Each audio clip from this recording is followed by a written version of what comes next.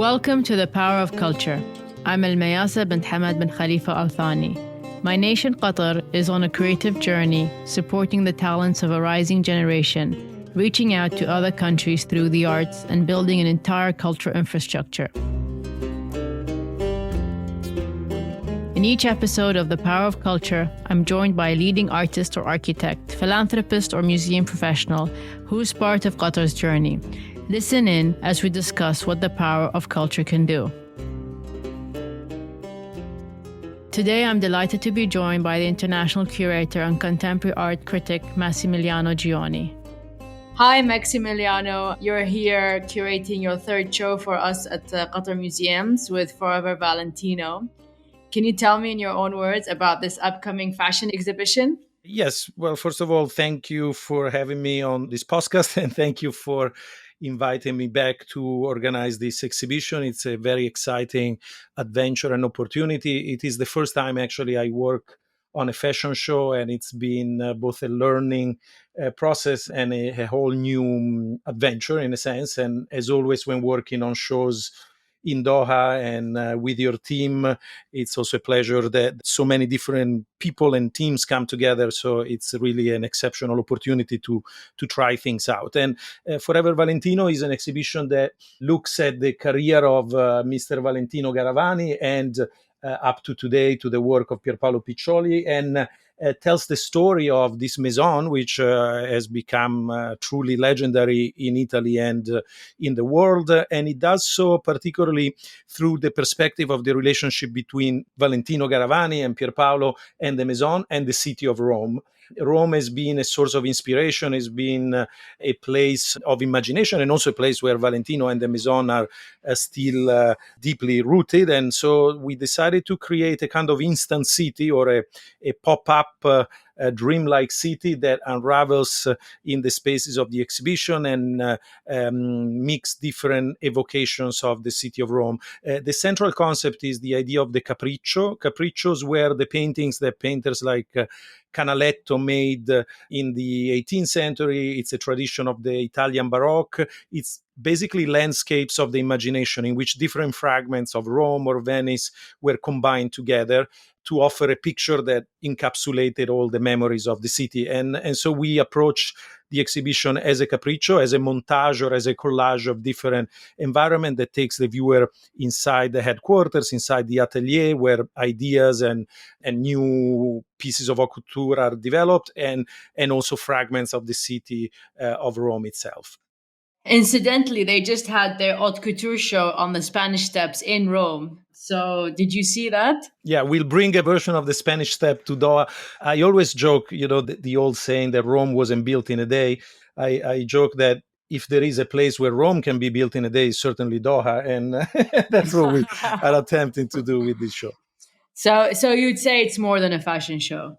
Yes, it's a series of experiences in a sense, a kind of collage of theatrical environments and a kind of game of ready-made and construction of experiences. I think all the shows that we were lucky enough to work together on, like Murakami and Jeff Koons and this one, I think what makes it very special about working in Qatar is maybe it's the scale of the spaces, or maybe it's just the enthusiasm of your team and all the people involved. It's almost always a kind of urbanistic experience. No, it's more than just doing a show. It's always a kind of temporary city that gets set up, and in a way it's the city the way that Murakami sees it, or the way Jeff Koons sees it, or the way Valentino imagines it. So there is something that I think it's very special about working in Doha, because there is this sense of reinvention and the notion that art helps us reconceive cities and imagine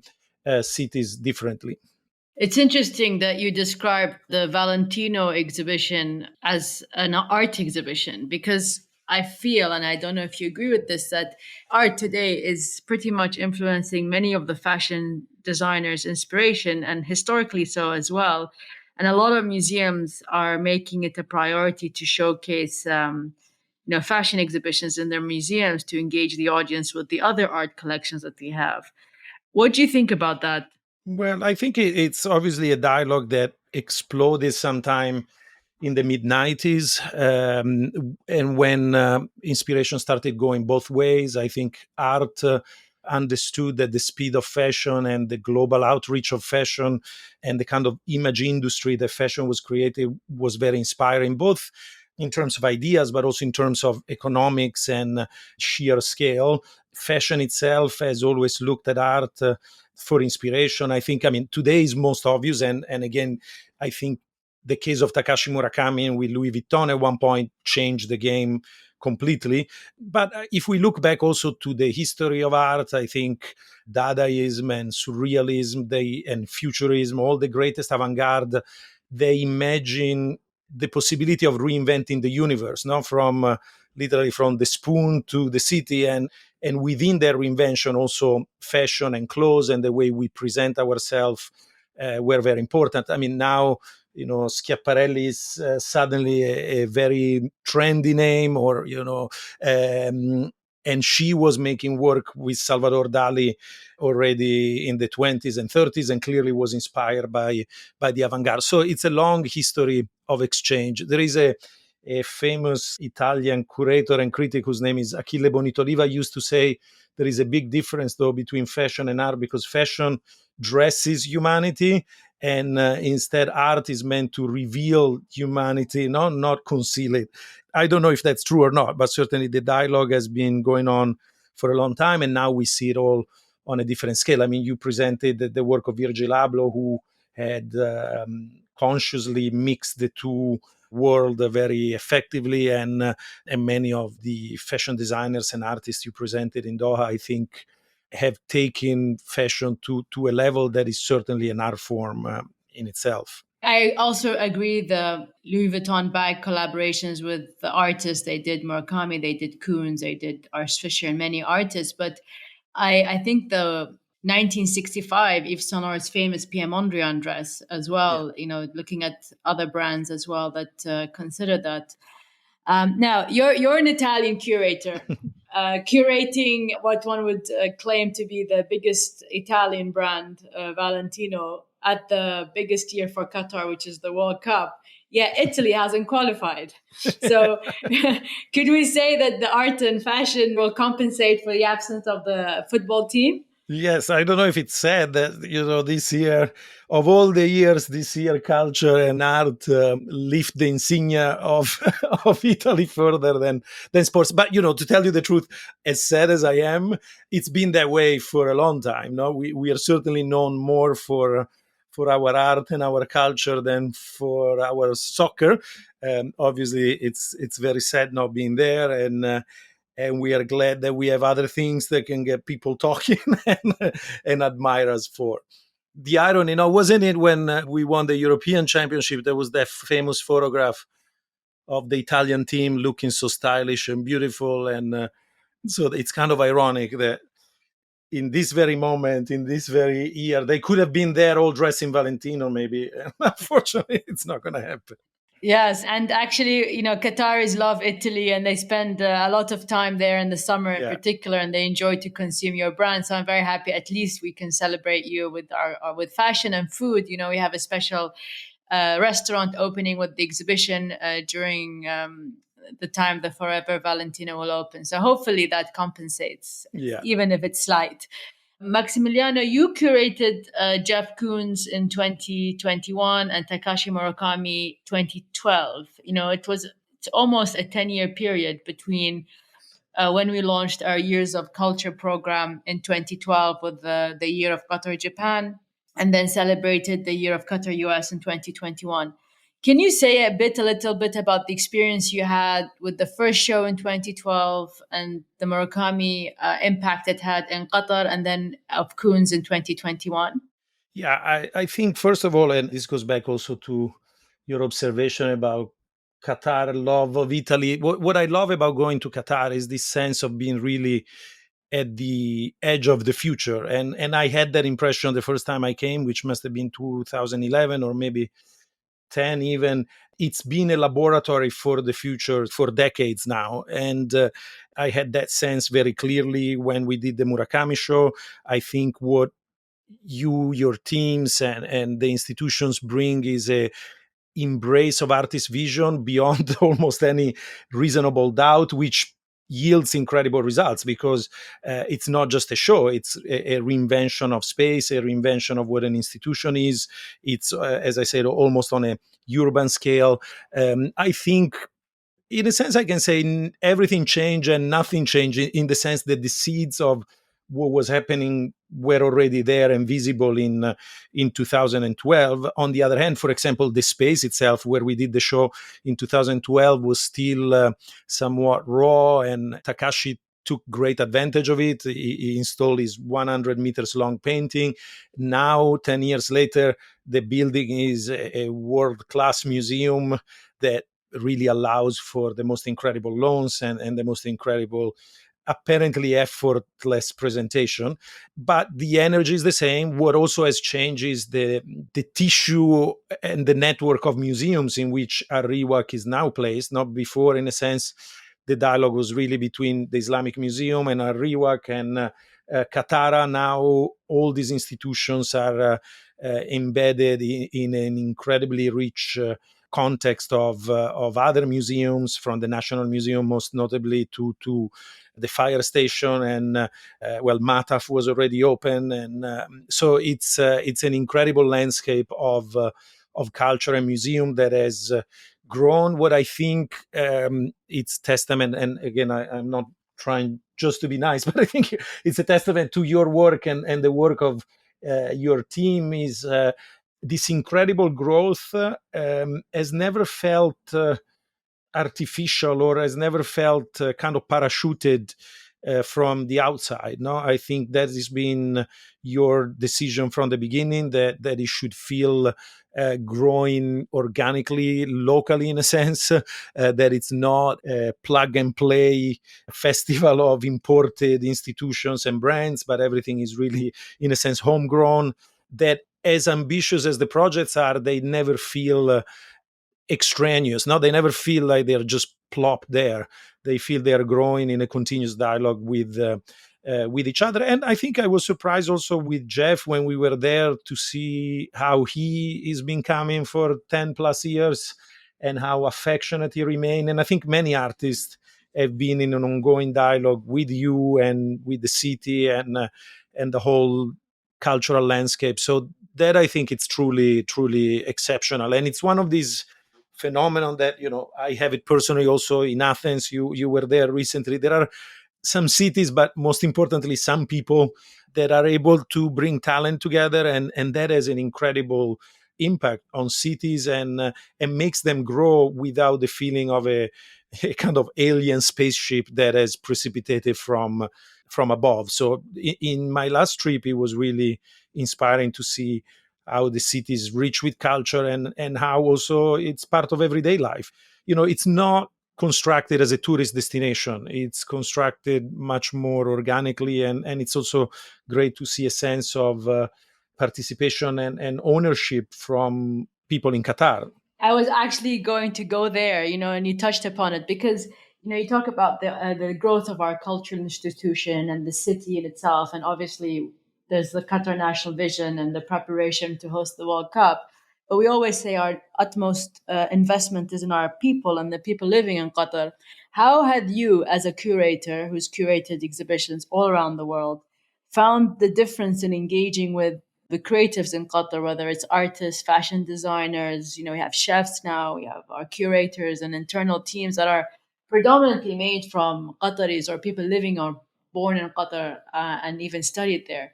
What does that tell you, and how does that make you feel as a curator, Italian curator living in New York, running the new museum's curatorial program?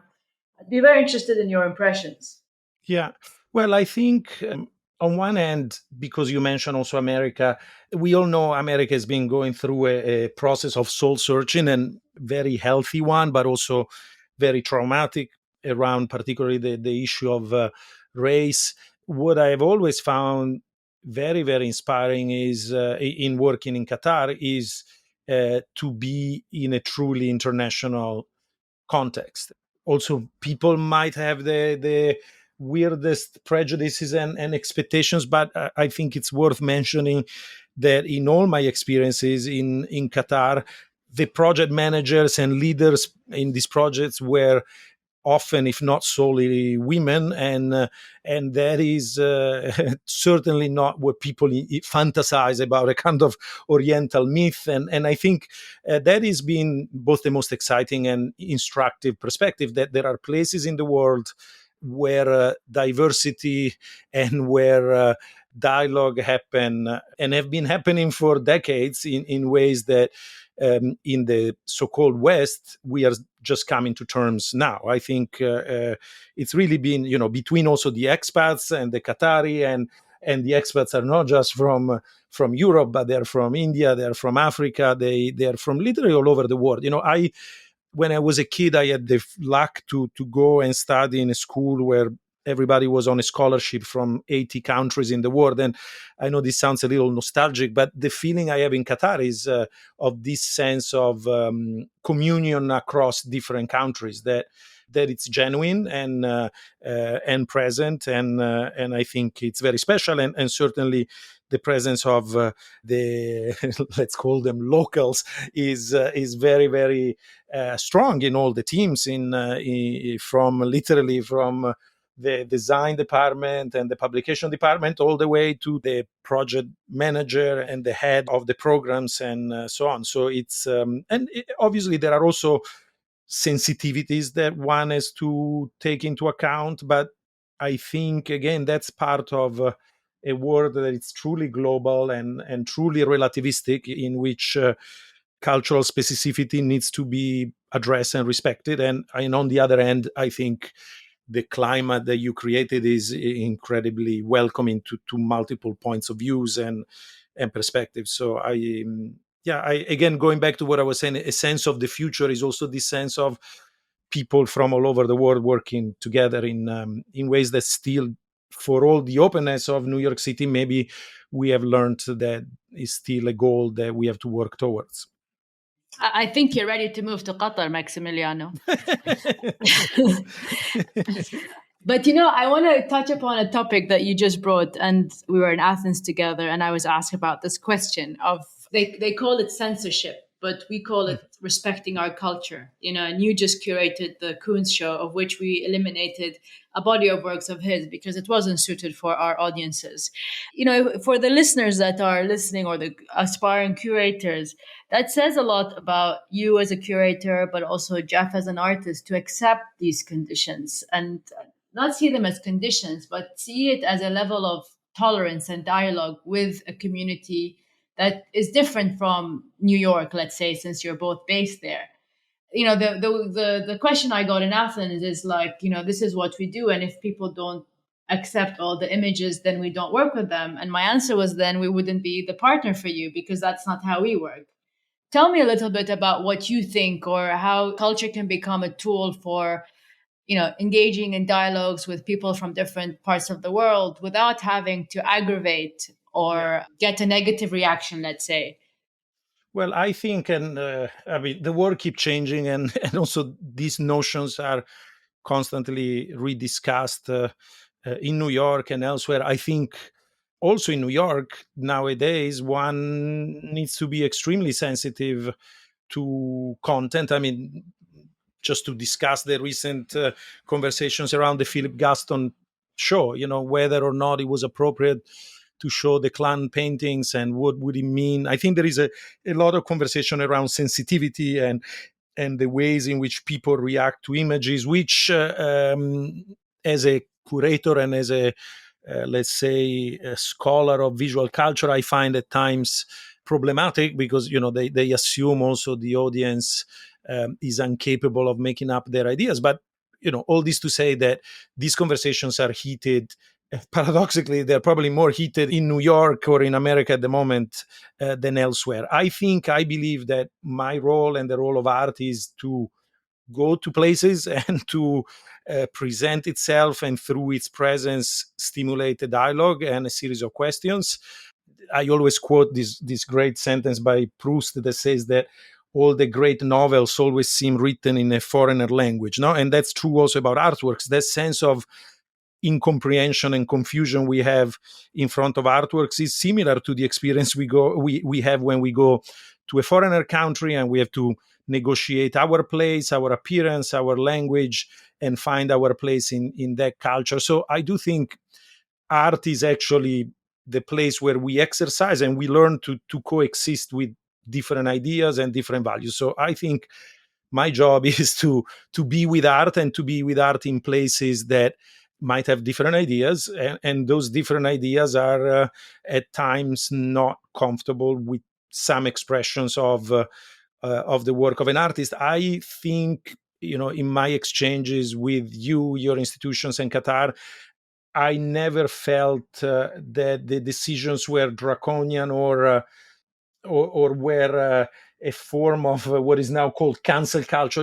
We were given parameters right at the start, understood what they were. They did not destroy the possibility of the show, even with a very provocative artist as Jeff Koons. And we both, myself and I don't know if I can speak for Jeff, we felt it was important to present the work because it's not necessarily through confrontation that dialogue is built. I also thought it was very interesting to see that there is a kind of obviously guideline, which are also very basic. And if somebody works all over the world, one soon understands that, for example, nudity is an issue in many cultures, and not just in Qatar. And also when it comes to New York, particularly some incendiary content by Jeff needs to be handled very, very carefully. But what I thought it was interesting also in the course of this experience was that obviously there is the guideline, but there is a sense of ownership again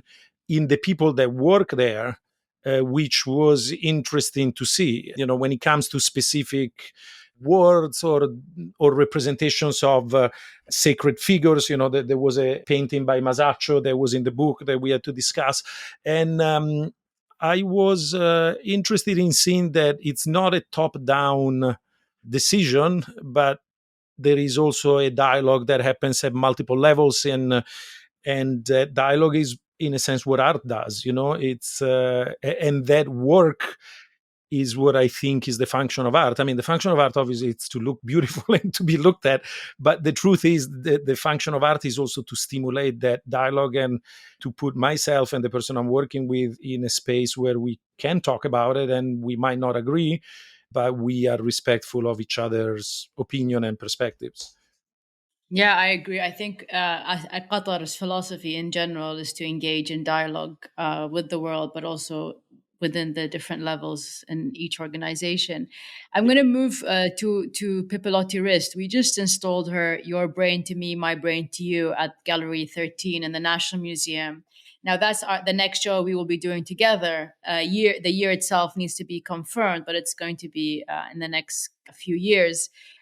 And I remember going around that exhibition with you at the new museum a few years ago, and I took my children who never wanted to leave that show. I mean, how did you, as a curator, choose her or find her? And, that it was really, to me, probably one of the best exhibitions I saw in New York during the time I lived there. So tell us a little bit about that. Well, I mean, you have also met Pipilotti. She's incredibly special, super generous, very warm, adventurous. I saw her recently. She's the only person I know that went to China during the lockdown and did 3 weeks in a hotel by herself because she was going to see a site visit for a show. That's how really open and enthusiastic Pipilotti is. I had actually met her. Well, first of all, she's in very different ways, but she's an artist like Murakami, like Jeff Koons. She's an artist who has an incredible impact beyond the art world. I joke that I knew of Pipilotti Rist before I knew that there was such a thing as art. She was there with her videos, with her music. She's one of these artists that really goes beyond the borders of art and becomes part of culture in general. So then the first time I worked with her was actually in Milan. We did a beautiful show with the Trussardi Foundation in a abandoned cinema.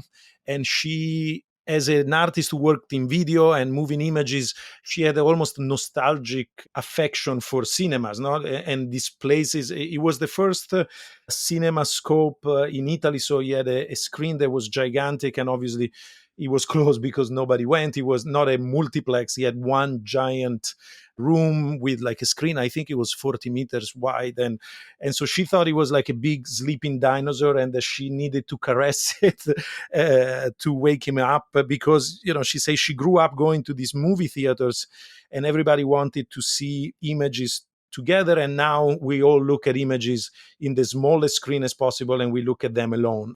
And I say this because that really both influenced me and made me understand a lot about her work, which is about, in a sense, breaking away from the isolation that media can create, and imagine moving images, imagining video, imagining screens as spaces of communion, as spaces of joy, as spaces of sharing and understanding similarities among each other. And the show in Milan was very special because of the location and the scale. And then in New York, we had this incredible survey, which was one of our most visited exhibition ever. And it was an incredible pleasure. She said, in a sense, it was like a massage of people's brains and eyeballs. Now, one would go there and have this sense that the face and the senses and your eyes and your imagination were somewhat stimulated beyond what typically happens in a museum. Again, earlier I say we go to museum to learn to exist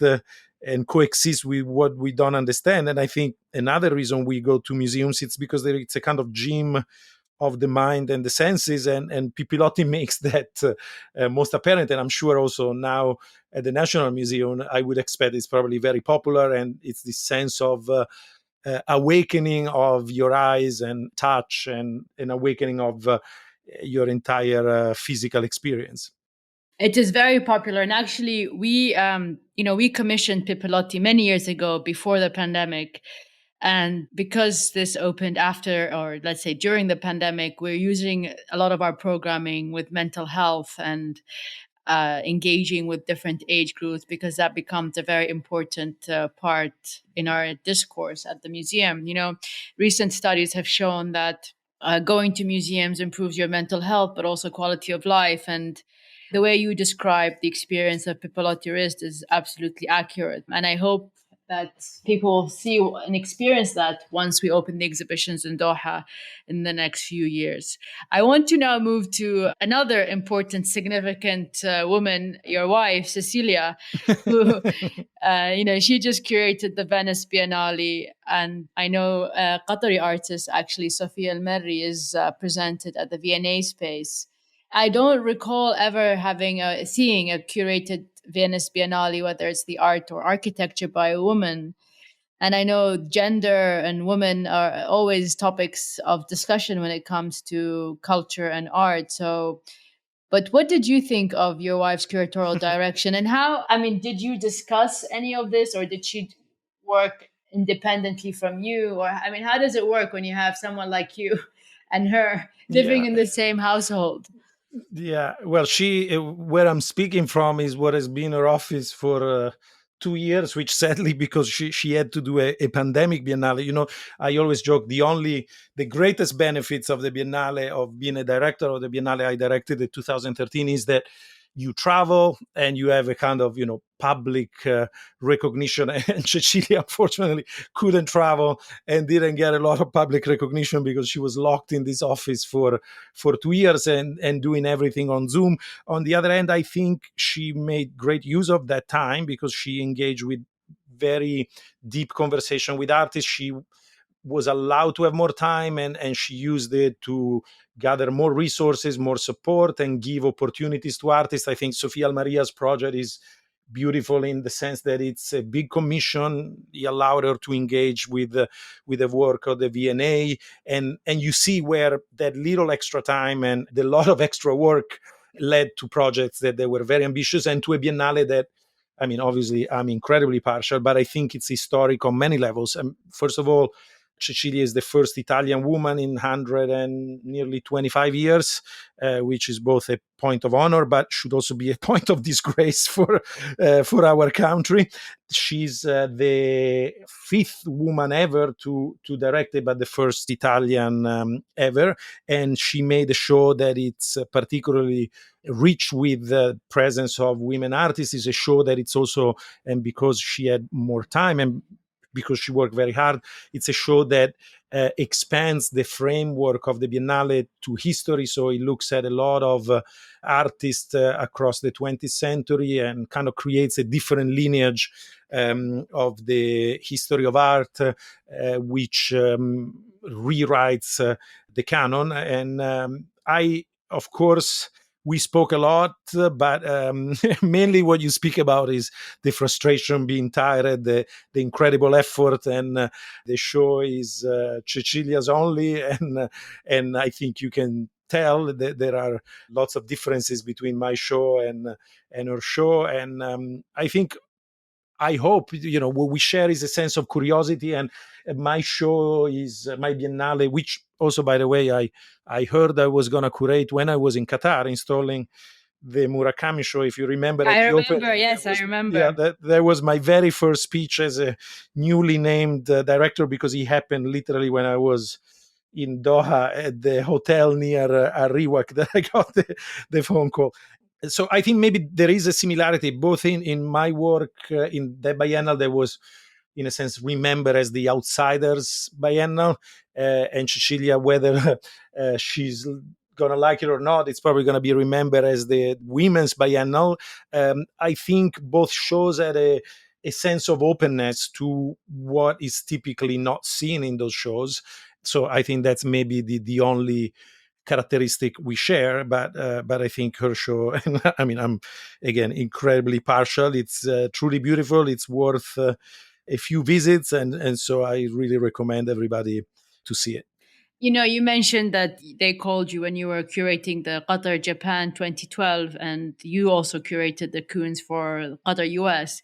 We're looking at having a year with Italy at some point. How would you approach? I mean, what would be the best blockbuster representation in Al Riwaq space of Italy? Well, I have to think about it. Part of me would think maybe that's the right opportunity for the soccer team to come back finally. It would be sad if we have to bring them We need to host as the a World Cup again. species, yeah, or as a museum rather than as a soccer team. I think it's an interesting question. I didn't really think about it. Many great curators before me have attempted kind of histories of Italian art. Germano Celan, sadly, who passed away in 2020 and was also a friend of Qatar, and he curated the COS exhibition. He did a beautiful show called The Italian Metamorphosis at the Guggenheim, which combined design, fashion, art. Francesco Bonami curated a show called Italics, and Bonito Oliva curated a show called Minimalia. Maybe now that I list all these guys, it would be good to ask a woman to do that show. It would be a different perspective on it. I think but the interdisciplinarity is maybe a characteristic of Italian thought, not just of art, and that could be an interesting angle, and also the dialogue across centuries, if one may dare to think so. I always thought this is more an idea for Rome in the National Gallery. I thought one could tell the history of art in Italy based on gestures. We are famous for gesticulating and speaking with our hands, but if you look at the history of art, it's also a history of gestures and movements, particularly in the 19th century. Italy is the country of melodrama, and we have very theatrical gestures. Maybe also that's where our soccer players would come in handy for their theatricality. So those are just some ideas. It's really that hard I'm for you throwing out that there. Italy hasn't qualified. I'm so sorry about that. Because I'm not even, I always say actually that I became interested in art because I didn't want to be interested in soccer, because in Italy it's a very typical person that is excited about soccer. But if there is a moment in my life when I love soccer, is at the World Cup. So this year I am really, really deprived of that joy. Well, it's interesting you say that. The president of FIFA is Italian, and he's told me many Yeah. times that it's the first time FIFA has a culture program equally as important as the World Cup. So at least you're going to be happy with the different cultural offerings we have prepared to welcome the world to Qatar.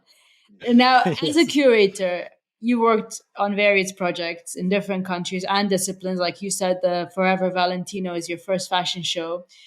What advice do you think you would give for aspiring curators from our region?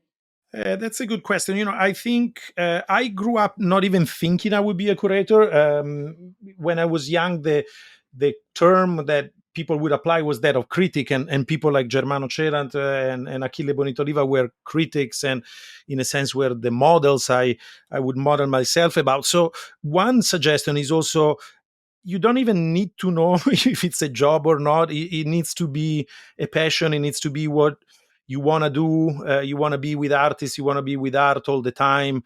And particularly if you're young, you can worry about whether it's a profession or not later. I think, I know this might sound banal, but it's a calling. It's also a profession where private life and professional life are completely often enmeshed, and so to embark on it really as an everyday adventure is, I think, what's most stimulating and exciting, and that usually bears fruit because you really give yourself to it, and also what you learn, let's say, in your day job and what you learn in your free time is the same. So I think a sort of complete dedication, a true passion, yeah, a desire to be with artists and art is central. And if all those are in places, I know this sounds maybe paternalistic and idealistic of me, but great things happen because, as Jeff says, you remain open, and that's when interesting things happen. Yeah, I agree. I've met curators who actually never studied art history, but they had great ideas and started their career somewhere and evolved. So you would agree to Yeah. say that it is more open today, more about ideas and dialogue than qualifications. Yeah, at the same time, I don't. It's not that I want to disagree. I think, particularly because you asked me about your region, a specific knowledge is helpful. It makes you different. So, and nowadays we know that specificity is a richness and a wealth. So, I would also recommend to young curators in Qatar and in the region to be extremely knowledgeable about the art of their places, about the history and the history of art of their own country and their own region, because now there is a tremendous curiosity, and I think particularly places like America, particularly places like New York, they love to learn what they don't know. We did a wonderful show that on many levels was inspired also by your great Told, Retold, Untold. We did a show at the New Museum called Here and Elsewhere, which was a survey of contemporary Arab art, and it was so amazing to see how New York responded, and how the city likes to discover what they don't know. And I'm saying this because also for young curators, rather than just wanting to know everything about American art, it's important also to develop specific local knowledge, whether it's Qatari art history or the history of art in the Arab countries or in the Near East, and so on. I think that's really, there is a lot of hunger for that type of knowledge today.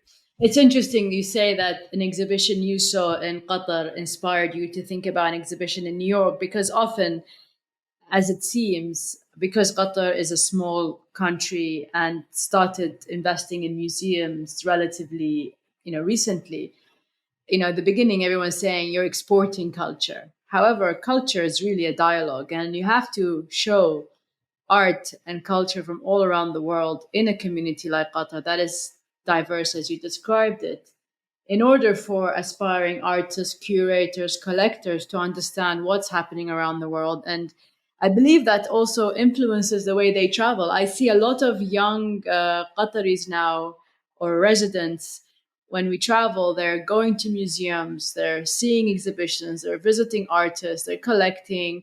And I think that's how an economy or a creative economy evolves. So I'm glad we were able to allow you to reflect and inspire you to create an exhibition of that sort in New York. Yeah, absolutely. And I mean, I think also the curators of that particular show have gone on to do great things. Now they're director of the Hamburger Bahnhof and the Lyon Biennale. And again, when you gave them the first platform was how many years ago? 10 years ago, or maybe more, no? So It was with the opening of Methaf, so it was in yeah, 2010. Maximiliano, my last question to you. Is there an exhibition you haven't yet curated or dream to curate? Well, as a subject or as a theme, in a sense, what I've been enjoying doing recently, and I don't know if you had a chance to see that show we did in Milan in the Palazzo Reale called The Great Mother. I should send you maybe the catalog. I enjoy, and those are more difficult shows to do, exhibitions where you can move from contemporary art to modern art, where you can combine surrealism and contemporary art. So these kind of trans-historical shows are what excites me the most, maybe because they are more complex and more difficult to make. I've been thinking of a show roughly called New Humans that would look at different conception of humanity in the 20th century, moments in which ideas of new types of humans have been developed in science fiction, in also in the avant-garde, no?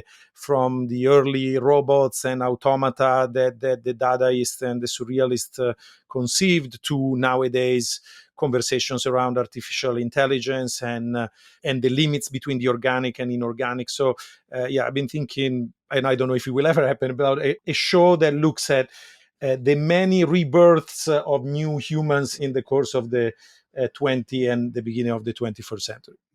Thank you, Maximiliano. I'm sorry again that Italy won't be at the World Cup, the football team, but I'm sure lots of Italians will come because of this fantastic exhibition that you've curated with Pierpaolo that traces the history of the Valentino company, including Mr. Valentino, but also the period where Maria Grazia and Pierpaolo did design together, and also looking at the history of Rome. So thank you so much, and I look forward to seeing you soon. Thank you so much. Thank you.